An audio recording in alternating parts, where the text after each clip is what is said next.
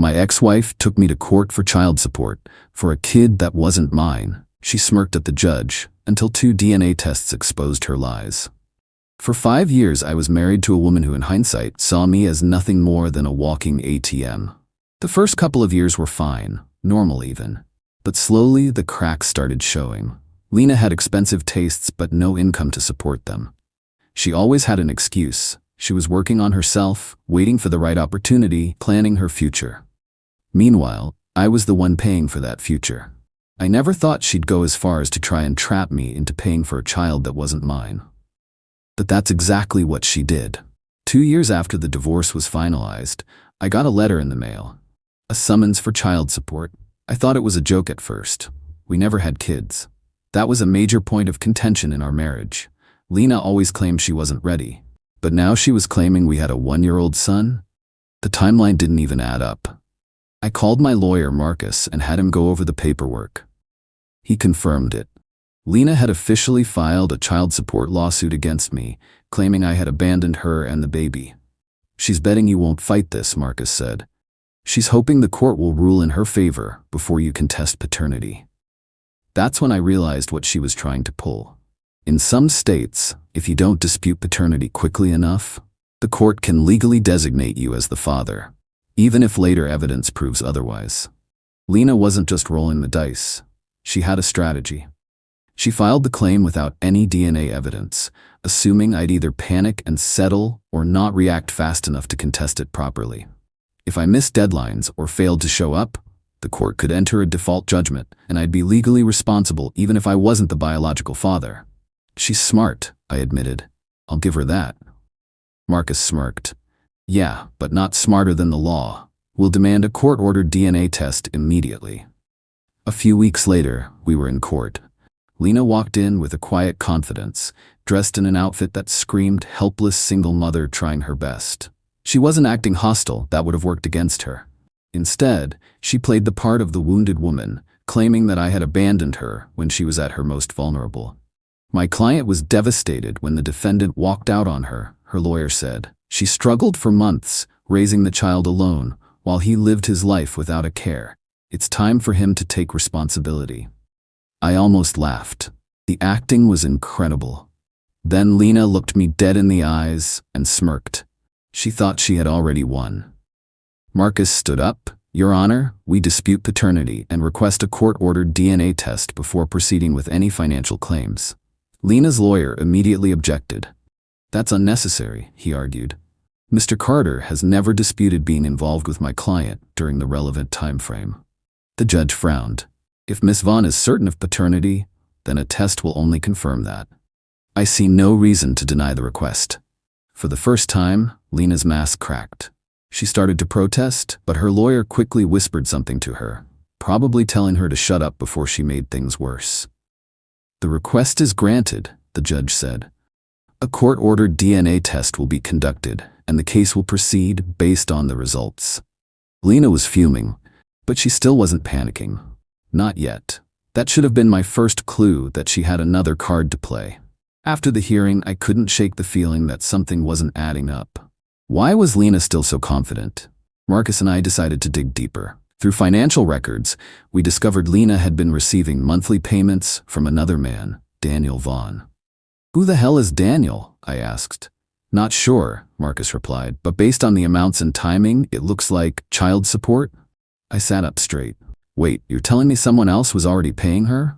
Marcus nodded. Yeah, but here's the weird part. He stopped sending money 6 months ago. That's when it clicked. Lena had already named someone else as the father. She had been getting child support from Daniel for months, but for some reason, that arrangement fell apart. And the moment Daniel stopped paying, she came after me instead. 2 weeks later, the first DNA test results came in. 0.0% probability of paternity. I wasn't the father. I never had been. I thought this was game over, but Lena? She barely reacted. She sighed dramatically, shook her head, and muttered, "The test must have been mixed up." Marcus scoffed. Your Honor, my client has been falsely accused. We move to dismiss the case immediately. Lena's lawyer, however, was ready. We request a second test, he said quickly. Mistakes happen, and my client is confident in her claim. The judge wasn't having it. This test was court-ordered and properly processed. There is no justification for another. That's when Marcus spoke up. Your Honor, given that Mr. Carter is not the biological father, we request that the court determine if another individual was named on the birth certificate or has previously been legally recognized as the father. Lena stiffened. Her lawyer hesitated. Now they were the ones scrambling. The judge turned to Lena. Miss Vaughn, was another man legally acknowledged as the child's father? Lena didn't answer, but Marcus was ready. We have reason to believe that Mr. Eddie Vaughn has been receiving financial support from a man named Daniel Vaughn, who may have been led to believe he was the child's father. If this is true, then my client was not only falsely accused, but Ms. Vaughn may have attempted to commit financial fraud against multiple parties. The courtroom fell into silence. Lena's face turned pale. She knew she had just lost. The judge sighed. Under these circumstances, the court orders an additional DNA test, this time for Mr. Vaughn. Lena's entire body tensed, because now she had no idea what those results would say. Lena sat completely still, her face blank as the judge ordered the second DNA test for Daniel Vaughn. For the first time since this entire mess started, I saw a genuine panic flash across her face. She had no control anymore. Her entire case was built on confidence, manipulation, and the hope that I'd roll over and take responsibility before she ever had to prove anything. But now, the judge had backed her into a corner, and something told me she didn't know how to get out. I needed to understand how someone could pull a scam like this without thinking about the consequences. So I did some digging.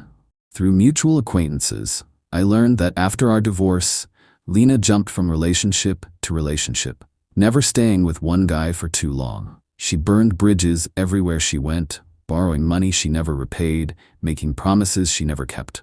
Then, about 2 years ago, she disappeared from social circles completely. That's when she got pregnant. She told people that the father had abandoned her. She played the victim card so well that she even convinced Daniel Vaughn, who had been dating her at the time, that he was the father. And he believed her. At first, Daniel voluntarily supported her, thinking he was doing the right thing. He helped with rent, gave her cash when she needed it, even paid some of her medical bills. Until one day he asked for a paternity test. And that's when the payments stopped. The court had now ordered Daniel to take a DNA test. But I had a feeling Lena wasn't going to go down without a fight. Sure enough, just days after the hearing, Daniel got a surprise visit from Lena. I wasn't there, but from what I heard later, she tried everything. At first, she went with guilt. She told him that getting the test would ruin their child's future, that even if he wasn't the father, didn't he love the baby enough to stay in his life? When that didn't work, she switched to anger.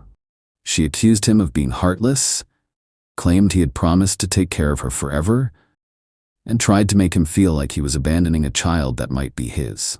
But Daniel had already been burned once. He told her in no uncertain terms that he wasn't giving her another cent until the results came back. And that's when she went for the last resort. She told him she was pregnant again. Daniel called me immediately after it happened. Man, he said, his voice filled with exhaustion. She just told me she's pregnant again. I nearly dropped my phone. Wait, what? She swore she just found out, said she was going to wait to tell me, but that she needed me to do the right thing and be there for her this time. Are you serious? She even showed me some tests, but something felt off. It was just a picture, not an actual test. I think she was lying. That's when I knew Lena was completely unraveling.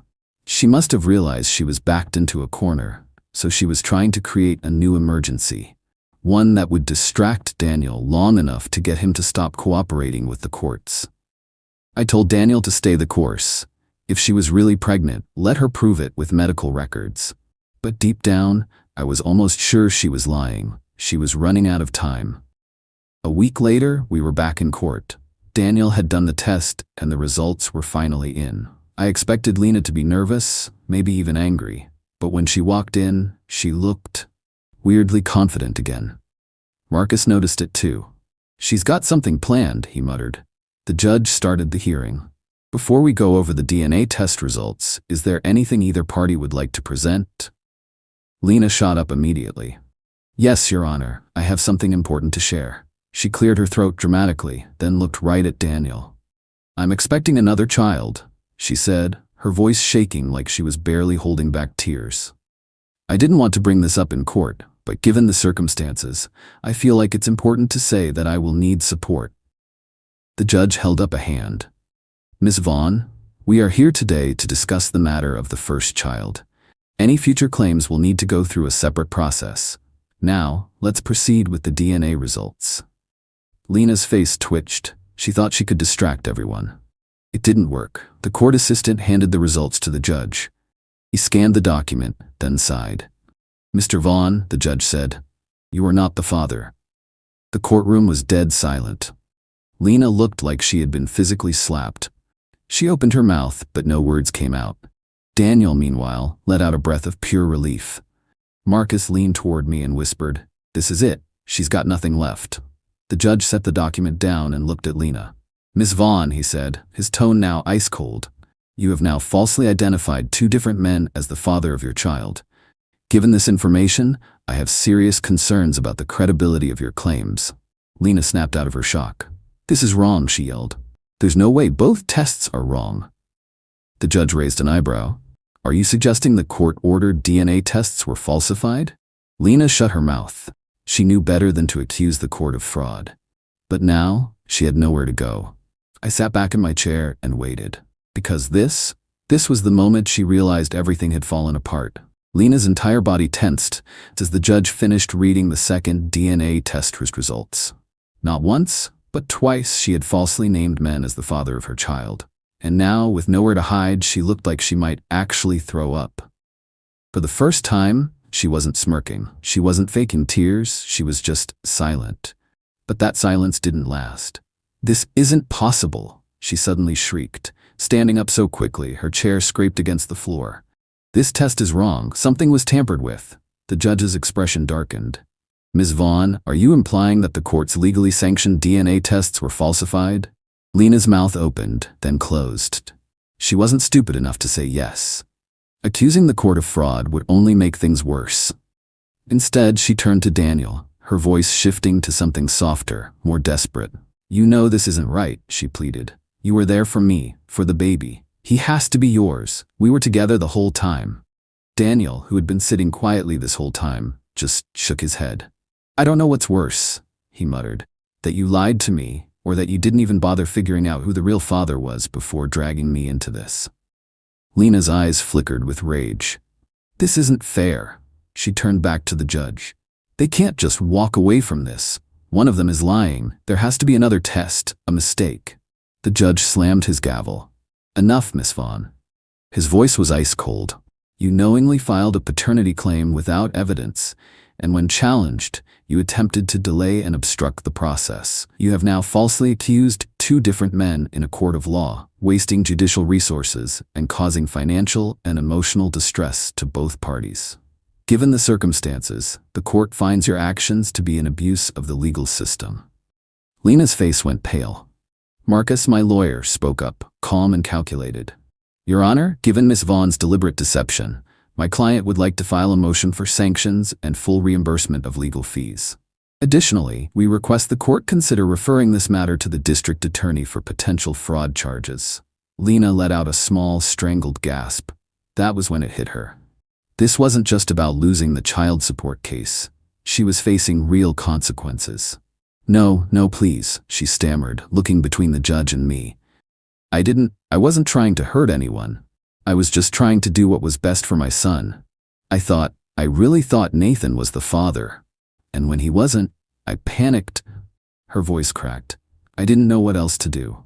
The judge sighed, long and slow, but his expression remained firm. "Ms. Vaughn, had you come to this court honestly seeking clarification about your child's parentage, this might be a different conversation. Instead, you attempted to weaponize the legal system to your advantage, first against Mr. Carter and then against Mr. Vaughn. That is not a simple mistake. That is fraud." Lena's knees nearly buckled. "Please," she whispered, "I have nothing left." For the first time since this all started, I actually believed her. She had nothing. No credibility, no financial support, and now she was about to have real legal problems. The judge turned to me and Daniel. "Mr. Carter, Mr. Vaughn, do either of you wish to pursue additional civil action?"